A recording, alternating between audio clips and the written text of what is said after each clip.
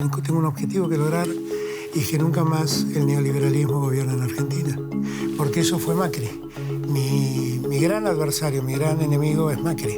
Yo no he decepcionado parte de mi electorado, eso es lo que dice alguno. Yo lo que sí creo es que la pandemia afectó mucho a la sociedad argentina. Pero la verdad es que el problema mío no es la reelección mía. El problema mío es ver cómo sacamos a la Argentina de ese lugar. Y la verdad es que yo confiaría un poquito menos en los números de las encuestas, que están muy manipuladas.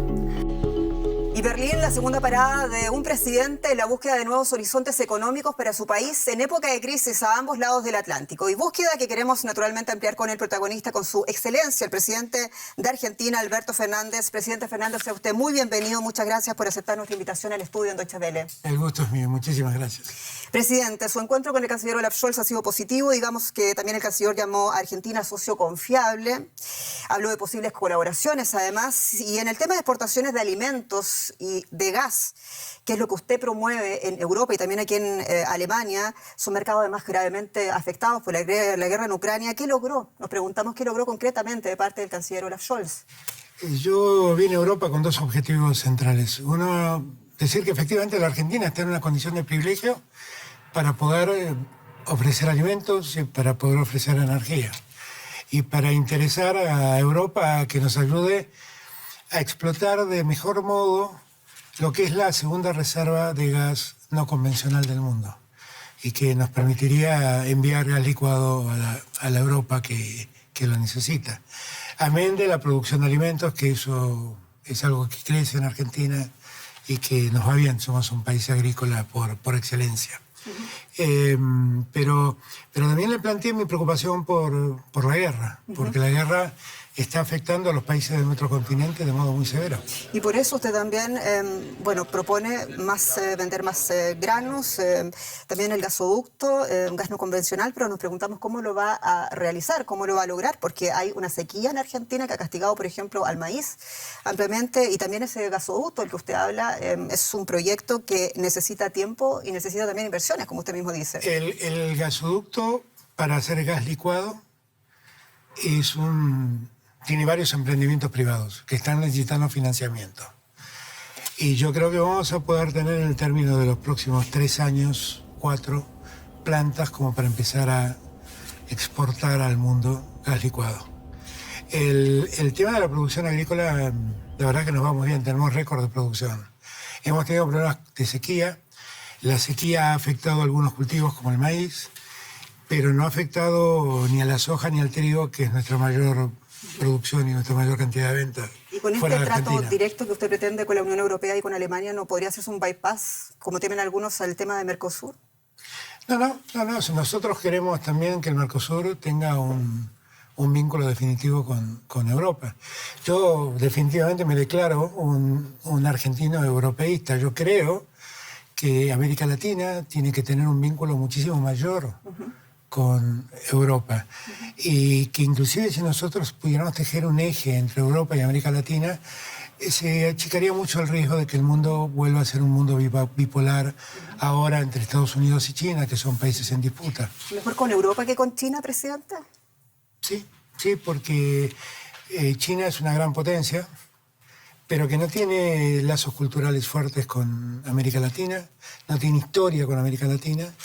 Es un país que invierte, y es bienvenido, invierte fundamentalmente en infraestructura, pero la verdad es que Europa hace siglos que está en América Latina. Nosotros tenemos en Argentina empresas que llevan más de 100 años radicadas y que son europeas, empresas automotrices, empresas de todo tipo.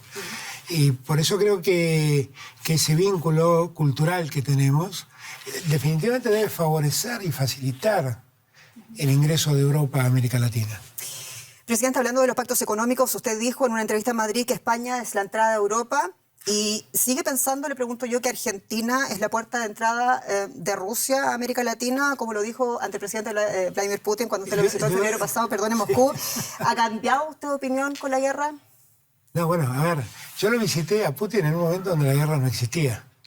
Y si bien había como una tensión con Ucrania, la verdad es que no había ninguna señal cierta de que iba a ocurrir esa invasión y iba a ocurrir ese avance sangriento que después Rusia generó.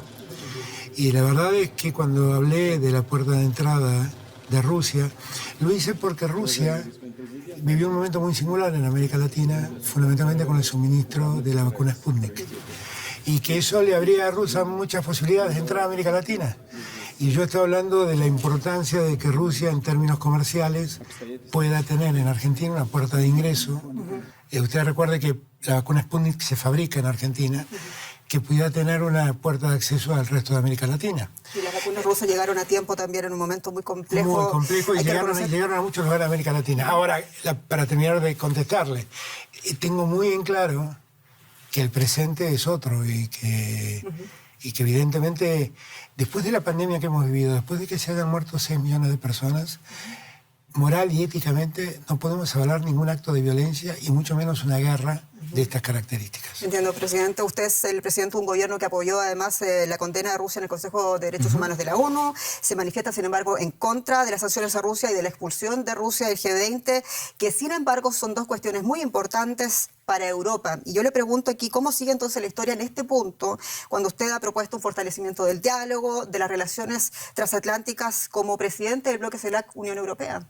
Es que yo creo que no tiene que ver una cosa con la otra. Yo lo que planteo es que las sanciones económicas a Rusia repercuten negativamente en todo el mundo. No es que las padece Rusia. Sí, Rusia las padece, pero las padece todo el mundo. Cuando se lo sanciona a Rusia, hay un sinfín de petróleo, de gas, de trigo que deja de llegar al resto del mundo. Y nosotros tenemos zonas de nuestra América Latina, Centroamérica, por ejemplo, que con el cambio climático ha convertido en zonas desérticas, zonas que antes eran productivas. La verdad, ponemos en riesgo la seguridad alimentaria de muchas personas del continente y ponemos en riesgo la seguridad energética de muchos países del continente. Tenemos que avanzar muy rápido, no se nos va el tiempo, presidente. Hay mucho todavía que le quisiera preguntar. Este jueves se va a hacer pública, usted sabe, la cifra de inflación en Argentina y nos esperan buenas noticias. Como está sucediendo en todo el mundo, realmente el aumento de los precios lo están pagando los más pobres y desde el frente de todos le critican a usted haberse olvidado de los pobres, en contraste también con un tibio comportamiento hacia la clase empresarial. Dicen que multiplicó sus ganancias en la pandemia, esa es la crítica principal de las filas de gobierno. ¿Está consciente usted, presidente, que usted ha decepcionado parte importante de su electorado? No, yo no he decepcionado parte de mi electorado, eso es lo que dice alguno. Yo no he dicho semejante cosa, no pienso semejante cosa. Yo lo que sí creo es que la pandemia afectó mucho a la sociedad argentina. Argentina vivía un momento de enorme crisis cuando yo asumí. Cuando yo asumí, la inflación era el 54%, para que lo tengamos en claro. ¿Su gobierno ha sido una víctima de la pandemia? El mundo fue una víctima de la pandemia. La pandemia ha sido algo muy gravoso para el mundo, porque era algo desconocido en el mundo y que el mundo no sabía cómo afrontarlo. Y yo lo que siento es que eso afectó a muchos seres humanos que claramente han visto algunos perder sus negocios, algunos perder su trabajo, perder sus seres queridos y no poder ni siquiera despedirse de ellos. Pero, presidente, usted dice que no reconoce esa decepción, sin embargo, si creemos... Estoy diciendo que la reconozco. Okay, sí, pero lo que digo es que no es la causa del gobierno, la causa es la pandemia. Entiendo, sí, pero sin embargo, si tomamos en cuenta la Argentina encuestas, si creemos en las encuestas de Argentina, le otorgan un 68,5% de desaprobación en la gestión y ubican de nuevo a Cristina Kirchner y a Macri, otra encuesta, como los políticos con más posibilidades hasta el día de hoy. Usted dijo en España que usted se quiere presentar para el año 2023 como presidente y yo le pregunto a usted de dónde va a sacar los votos. Los votos van a salir a Argentina, pero la verdad es que el problema mío no es la reelección mía. El problema mío es ver cómo sacamos a la Argentina de ese lugar. Y la verdad es que yo confiaría un poquito menos en los números de las encuestas, que están muy manipuladas. Lo que digo sí es que yo tengo un solo problema que tengo que lograr, tengo un objetivo que lograr, y que nunca más el neoliberalismo gobierna en Argentina. Porque eso fue Macri. Mi gran adversario, mi gran enemigo es Macri. Después el tema de la reelección...